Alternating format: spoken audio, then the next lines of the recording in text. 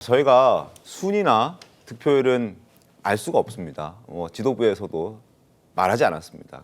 그러나 적어도 조금 전에 김영주 의원께서도 말씀해 주셨지만 탄핵을 반대했던 김문수 후보나 홍준표 후보의 경우에는 혹시 이제 지금 이런 분위기를 봤을 때 약간 추세가 좀 떨어지고 한동훈 후보나 안철수 후보의 득표율이 조금 올라갔을 수도 있지 않을까라는 전망. 그래서 향후 최종 후보 선택에 있어서 굉장히 중요한 변수가 될 수도 있지 않을까. 뭐 이런 전망들이 계속 나오고 있는데 송영길 변호사님 어떻게 좀 보십니까? 이 부분에서 우리가 주목해서 볼 것은요. 안철수 의원을 공개적으로 지지한 국민의힘 현역 의원이 없었다는 점입니다.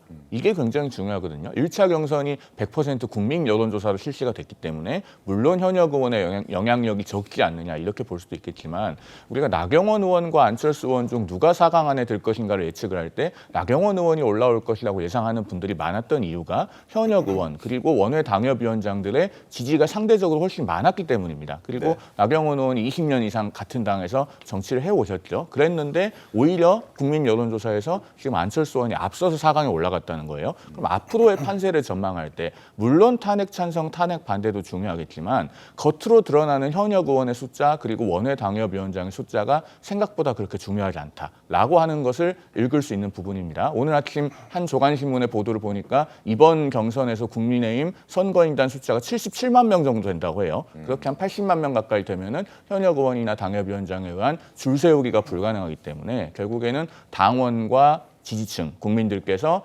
어떻게 이 당이 미래로 나아가야 될 것인가에 대한 집단 지성을 발휘하는 장이 될 것이고 그 결과가 어떻게 될 것인지 우리가 주목해서 볼 필요가 있다 이런 생각이 듭니다. 네. 더 흥미진진해지고 있는 그런 상황인데 자 때문에 4명의 후보가 윤 전 대통령과의 관계를 어떻게 설정하느냐에 따라서 최종 후보의 결과도 달라질 수 있습니다. 자, 4후보의 목소리 모두 들어보겠습니다. 난 윤석열 대통령 탈당하라 이 소리 하기가 참 난감합니다. 정치 이전에 사람이 그러면 도리가 아니죠.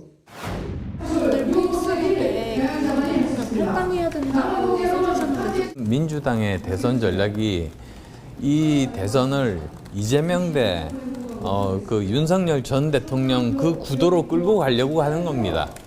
그래서 그 구도에서 탈출하기 위해서 사실은 그 수밖에 없다고 그렇게 생각합니다. 대통령이 잘못한 것도 우리 당의 책임이고 또 잘한 것도 우리의 성과고 그렇게 봐야지. 대통령이 잘못하면 탈당시키고 잘라내는 방식은 책임이 없는 그런 행태로 보고 있습니다. 윤석열 대통령을 과거로 보내드리고 우리는 미래로 가야 합니다. 당정에 관한 말씀은 전 이 말씀 드리고 싶어요. 여러 가지 말씀을 하지만 지금 좀 늦은 얘기고요.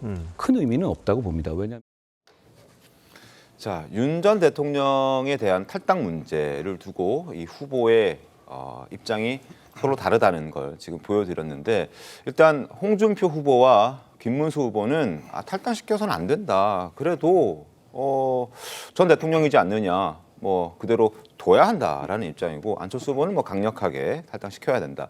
뭐 한동훈 후보도 사실 뭐 신경 쓰지 않는다라고 얘기하지만 뭐 탈당하는 게 맞다라는 취지로 입장을 밝혔습니다. 어쨌든 저런 탈당과 관련된 입장만 보더라도 내 후보의 생각이 좀 판이하게 다르다는 걸 확인할 수 있는데 저런 입장도 나중에 최종 선택 후보할 때 좀 영향을 많이 주지 않겠습니까? 영향을 줄 수 있겠죠. 그러나 지금 이제 문제는 조기 대선이라서 시간이 너무 없습니다. 그런 것을 갑론을박할 수 있는 거죠. 네. 그걸 가지고 쟁론을 하면 당이 더 결과적으로는 쪼개질 수밖에 없는 상황이 되기 때문에 물론 선거 전략적으로 그런 얘기를 할 수밖에 없지만 네. 그걸 실질화시킬 이유는 없다. 한동훈 대표 얘기처럼 큰 의미 없다라고 보면 이미 입장은 후보별로 다 나와 있는 거 아니겠습니까? 네. 그리고 대통령을 실제적으로 보면 탈당시키려고 하는 그 힘들이 아직은 부족해요.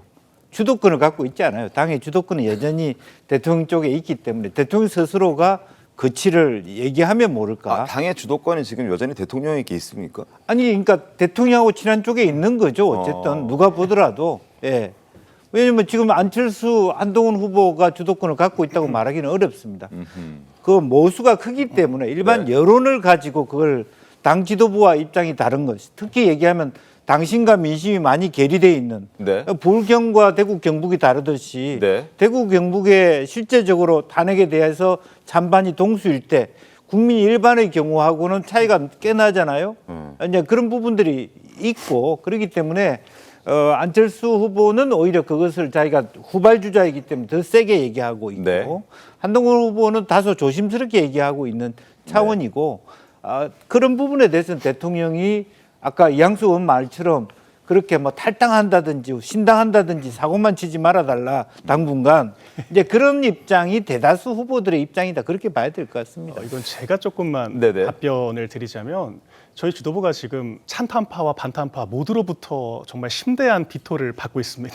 그 말은 즉슨 저희가 찬탄 반탄 그 어디에도 기울어지지 않고 잘 심판 역할을 하고 있다라고 하는 반증이라고 저는 생각을 하고요.